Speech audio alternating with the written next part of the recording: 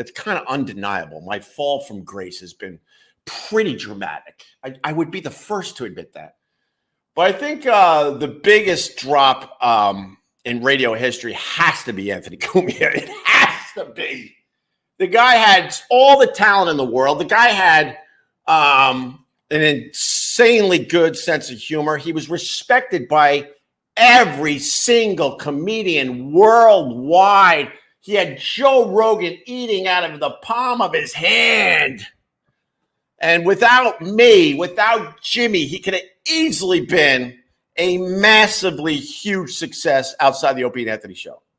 And he threw it all away to stay up all night drinking and yelling and screaming about race. Let's just call them race issues in America.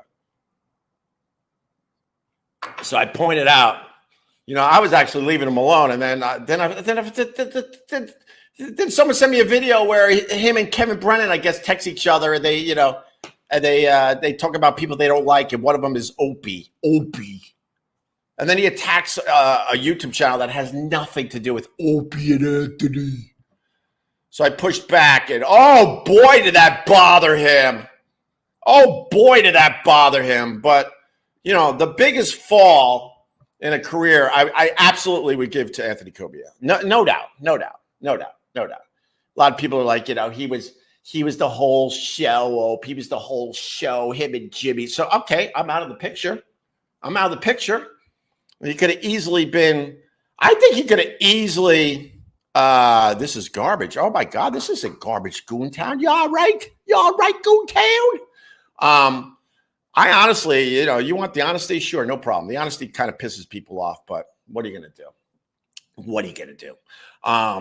I think, honestly, I think Anthony, if he could have pushed down the racist crap, that in the beginning of the Opie and Anthony years was, it was subtle, it was funny. There was always something funny about it. I had no problem with a bunch of the racist humor back in the day, but then it just became not funny anymore and just real anger.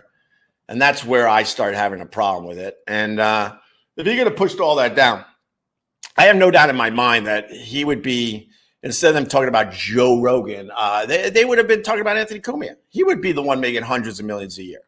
So when people look at me and laugh and say, oh my God, look what happened to this guy. Look at what happened to his career. Don't forget, Anthony could have been a giant in the broadcast industry outside the Opie and Anthony Show. And he failed miserably. His company failed miserably as well.